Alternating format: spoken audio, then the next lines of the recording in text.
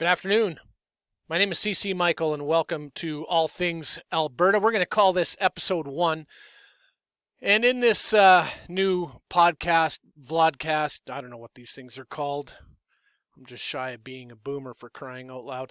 What we want to do is we want to talk about basically, name of the show, All Things Alberta. All cards on the table, one step at a time. I'm a separatist. I'm an Alberta separatist. I've been an Alberta separatist since my university days when a bunch of us got together. What was it called at the University of Lethbridge? I think we called it the Pilsner Club, if I remember correctly. And in that Pilsner Club, we talked about a variety of things, but mostly politics. Politics was all the rage at the time. Is there ever a time when politics aren't all the rage? Anyhow, I met some interesting people. John Cook, I don't know where you are, but thank you for introducing me to Western Separation. This group talked about a lot about politics, and especially Alberta and our place in Confederation, and how Confederation was broken. At the time, to be honest, I was more looking forward to just finding a bunch of buddies to drink beer with. Which they were outstanding at. However, they brought up a lot of really, really good points, and those points always stuck with me. And so I've been thinking about those for the past 2.5 decades at least. And I've been what I would call quietly a closet separatist, meaning I've always been a separatist since those days. But you know what? When things are going well, you tend not to rock the boat. Alberta, although we have not been equal in Confederation, when oil was booming, things were going well, jobs were plentiful. You know what? It's one of those whatevers, right? If things are going fine, you just roll with it.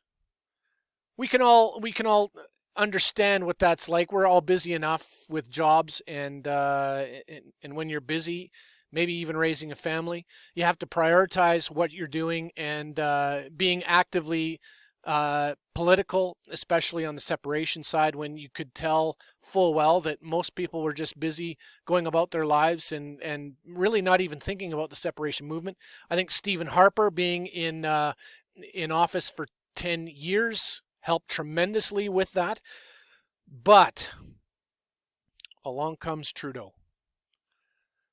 And what an utter disaster Trudeau has been for the province of Alberta. I would argue the province of Saskatchewan, the West in general, and the ideology behind the climate hysteria, which is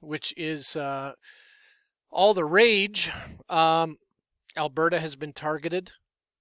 Alberta has been targeted by not only the provincial NDP that miraculously got elected, likely never to again, thankfully, but on top of that, an NDP government provincially along with a Liberal government federally has been an utter disaster for our province.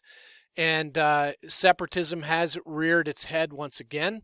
And let's just say, now that it's out, well, I'm out of the closet, and I am fully in support of Western separation. I don't want to hide that fact. So the fact of the matter is, in all things Alberta, what I want to do, number one, I'm not an expert in any area of field. And in this show, I'm not going to pretend to have all the answers. I don't. I am not afraid of talking with people that have a different opinion than me. So in this show, I'm hoping to find people that are willing to talk, willing to have a conversation, maybe get a clear, better understanding of what's going on. With that, there's also those that probably land closer to my side of things and still know far more than me about it, and I would like to get their opinion on things as well. So that is the goal of the show. Now, today, it's been a couple of days since the Tech Mine has pulled their application, And the night it happened, I remember seeing just previous to the announcement by Tech Mines, I believe it was Jason Kenney, our premier here, that announced that there was another major breakthrough with regards to another native band giving unanimous support for the Tech Mine up in the area, and which was great news. You need to have those agreements in place. But not an hour late. I don't know what it was. I don't think it was even an hour later when Tech Mines pulled their application. This is devastating news to our province. It's another example of interference from Ottawa. By the way, and this is where maybe my ignorance is going to come out, and maybe someone can school me, educate me about this.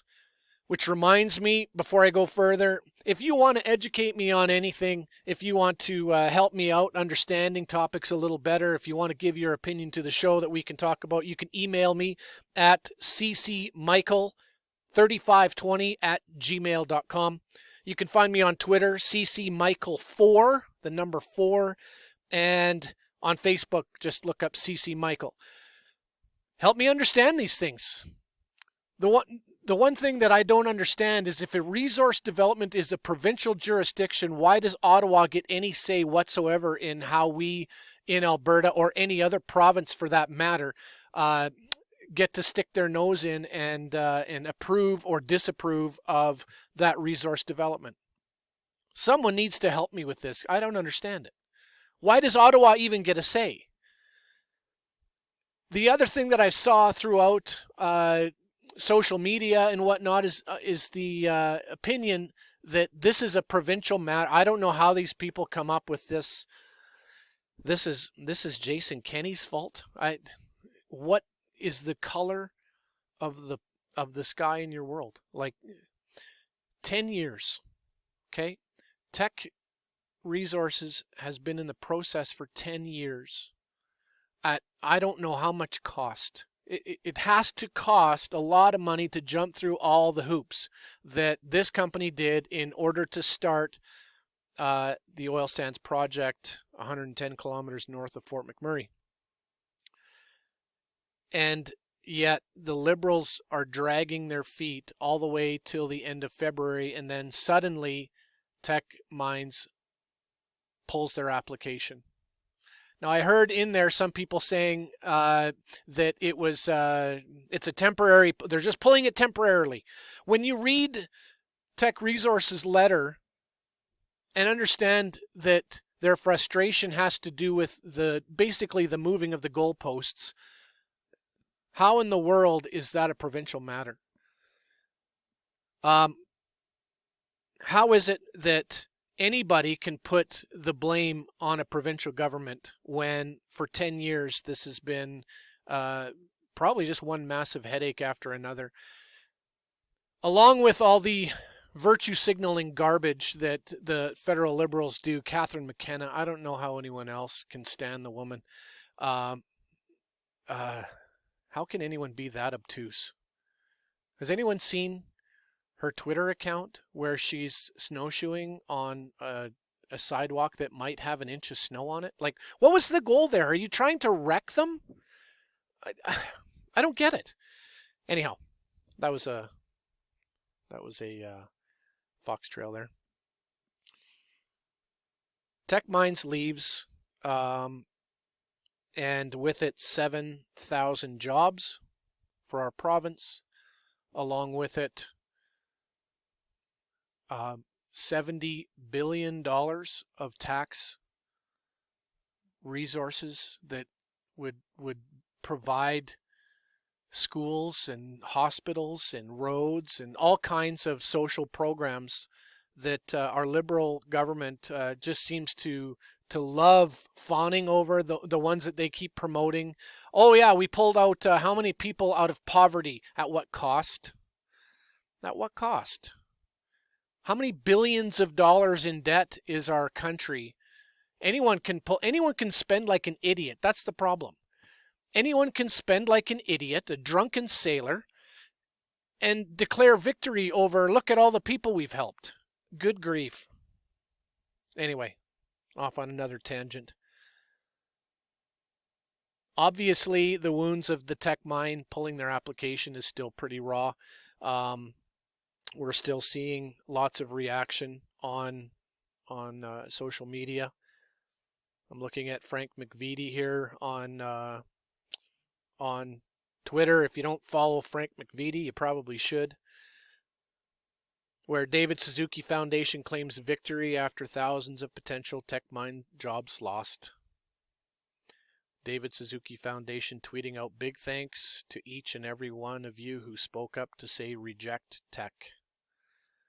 I don't have words to describe my disgust for a man like David Suzuki, who flies all over the world, is clearly not an environmental scientist by any stretch of the imagination, has a larger carbon footprint than probably Justin Trudeau himself, and owns how many million-dollar homes, and yet claims to be some sort of hero for the environment. It's hypocrisy beyond understanding. Makes me sick. So we see things like that. It's frustrating. It's beyond frustrating. The various roadblocks, rail blocks happening all across Canada. Our country is a mess, and Alberta can't get out fast enough.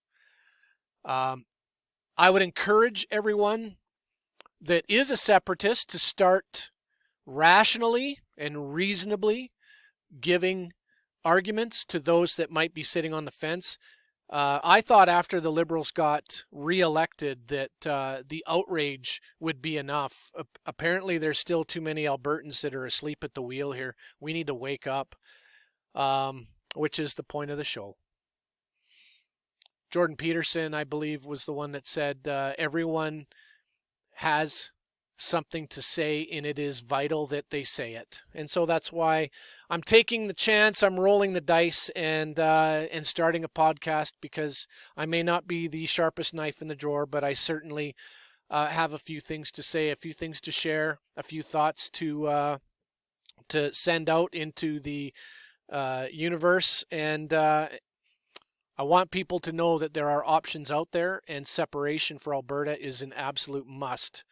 And yeah, so I gave you the background of the show.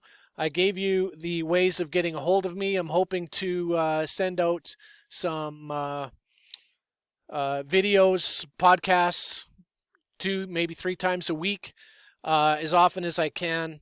I want to make them as rational and reasonable as possible. I can be a fiery guy, but I try to keep that in check. And anyway, thanks for listening, and we'll catch up with you real soon.